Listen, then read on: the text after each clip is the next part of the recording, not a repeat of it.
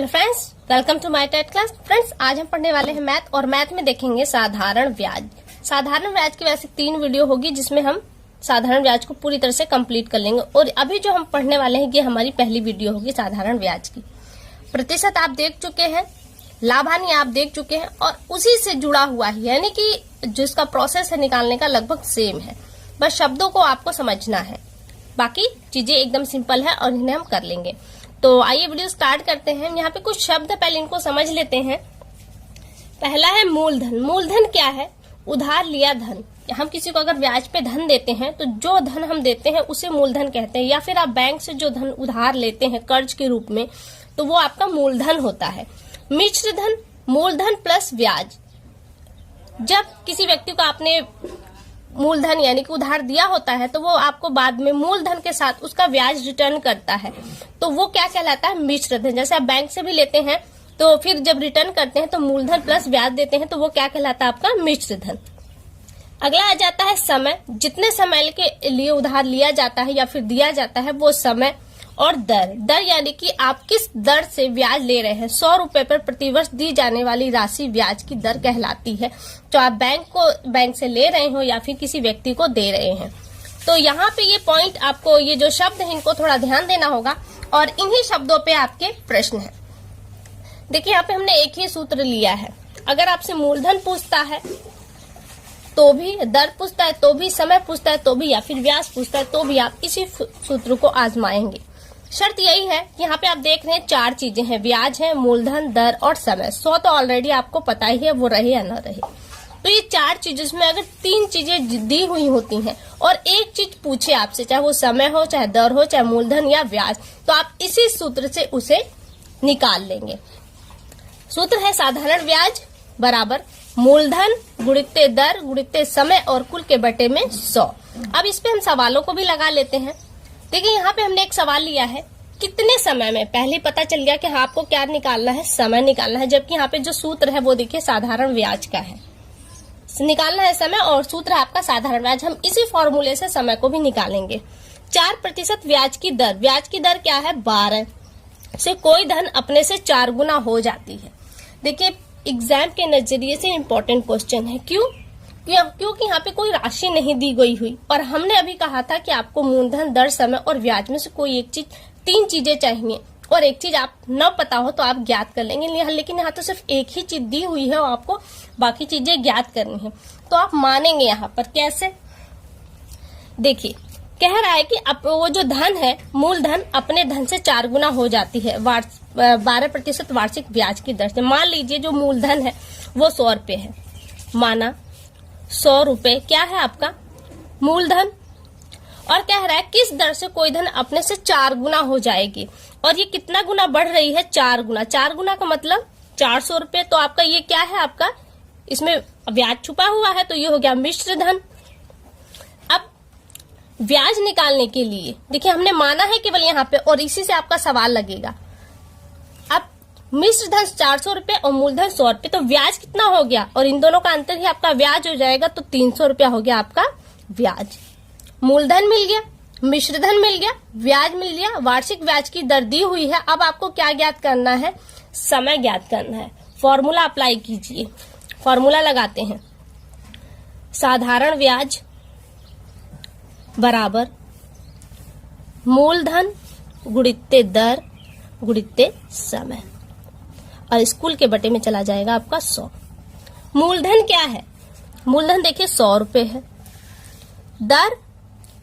दर यहाँ पे प्रश्न में दिया है 12%, तो यहाँ पे 12 हो गया। गुणित्ते समय आपको ज्ञात करना है, इसलिए समय की जगह आप एच लिखेंगे और स्कूल के बटे में चला जाएगा 100। ब्याज क्या? हमको ब्याज भी पता है, तो ब्याज क्या है? 300 और यहाँ हम लिख देंगे 300। ये हो गया सवाल, इसे आपको सॉल्व करना है। अब यहाँ से पक्षांतर की प्रक्रिया होगी। तिर्यक गुणा होता है, ये बटे में नहीं है, इसे हम बटा मान लेते हैं और इसके नीचे 1 कर लेते हैं। इन दोनों का आपस में गुणा होगा, इन दोनों का आपस में गुणा होगा। तो लिखेंगे कैसे? हम लिखेंगे 300 गुणित्ते 100 बराबर 100 गुणित्ते 12 गुणित्ते x।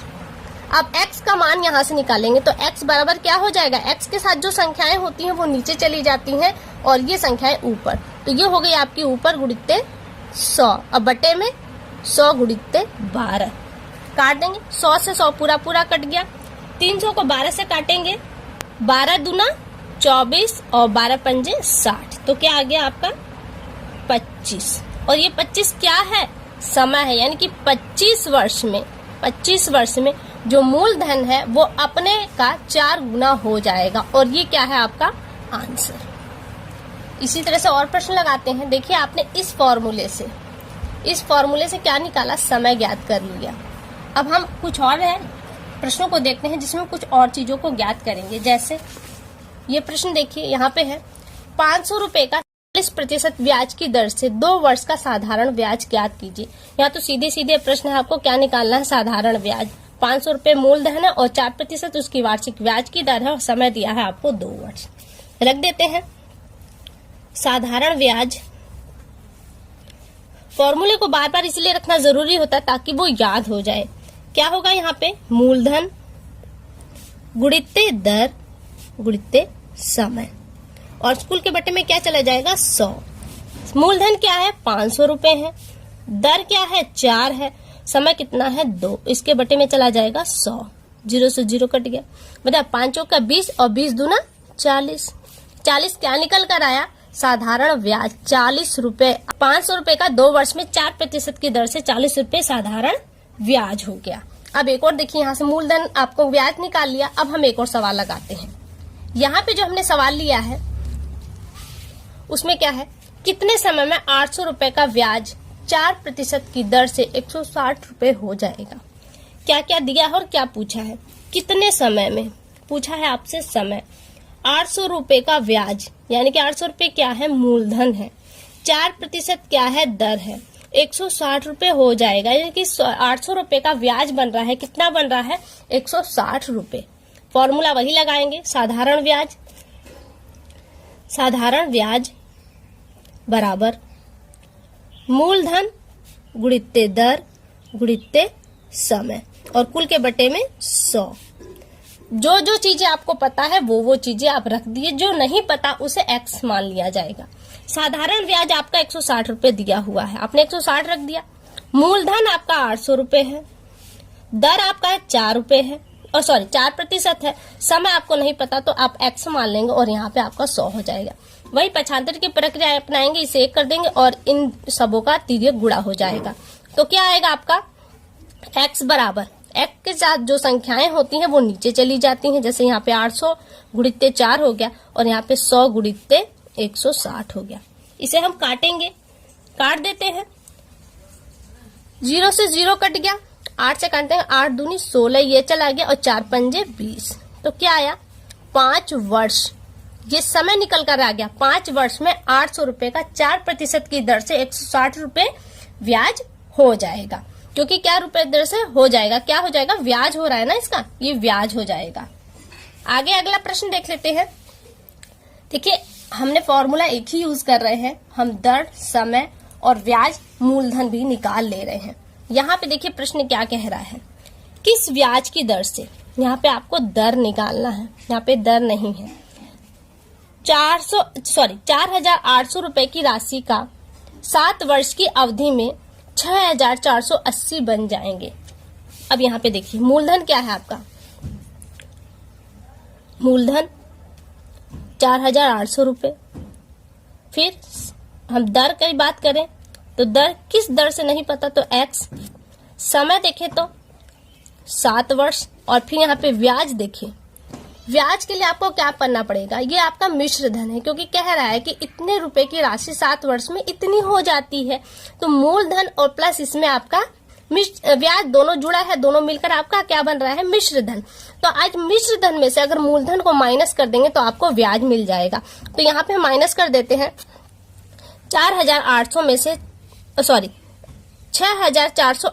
से 4,880 माइनस कर देते हैं, तो ये हमारा आ जाएगा 8 और 6 और 1, यानी कि 1,680 रुपए। ये क्या है आपके ब्याज, 1,680 रुपए। देखिए हमको इतनी चीजें मिल गई, 4 चीजें होती हैं आपके सूत्र में और हमें एक चीज ज्ञात करनी है, बाकी 3 चीजें हमें मिल चुकी हैं। सूत्र रख देते हैं, ब्याज, साधारण ब्याज बराबर मूलधन गुणित्ते दर गुणित्ते समय और कुल के बटे में 100।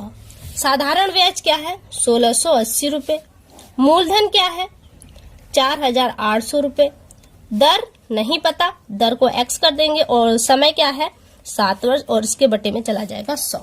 पक्षांतर कर देंगे अब यहाँ से हम, तो x बराबर बटा मान लेंगे और सबों का तिर्यक गुणा हो जाएगा। तो x के साथ जो संख्याएं होंगी वो चली जाएंगी आपकी नीचे। तो x के साथ कितना है 4800 गुणित्ते 7 और ये कहाँ जाएगा आपका ऊपर गुणित्ते 1680। अब आप इसे काट देंगे, काट देते हैं 2 जीरो से, आपके देखिए दोनों जीरो कट गए। अब यहाँ पे काटेंगे तो 12 से हम इसे काट देते हैं, 12 चौक 48 और 12 एकम 12, 12 चौक 48 और ये 0, यहाँ 4 बचा, यहाँ 140। यहाँ थोड़ा घिची पिछे हो जा रहा है तो उसको यहाँ कर लेते हैं हम। नीचे है आपका ऊपर 140 और नीचे 4 गुणित्ते 7, 7 से काट देंगे तो 7 दूनी 14, ये हो गया, 7 खत्म हो गया और 4 से करते हैं तो 4 पंजे, यानी कि 5 क्या है आपका ब्याज की दर है। 5% ब्याज की दर से 4800 रुपए की राशि 7 वर्ष की अवधि में 6480 रुपए बन जाएगी। तो यहाँ से फ्रेंड देखिए आपका साधारण ब्याज का ये पहला पार्ट कंप्लीट हुआ। हमने एक ही सूत्र से कई चीजों को ज्ञात किया। क्या क्या चीजें ज्ञात की हैं हमने, मूलधन, दर, समय और साधारण ब्याज को ज्ञात किया। तो आप केवल एक ही सूत्र याद कीजिए, बाकी चीजें और हम आपको क्लियरली बताएंगे। अब इसके अलावा जो प्रश्न बनते हैं वो दूसरे सूत्र पे है जिसे हम अगली वीडियो में कंप्लीट करेंगे। तो फिलहाल के लिए केवल इतना, अगली वीडियो में आपसे फिर मुलाकात होगी, तब तक के लिए नमस्कार।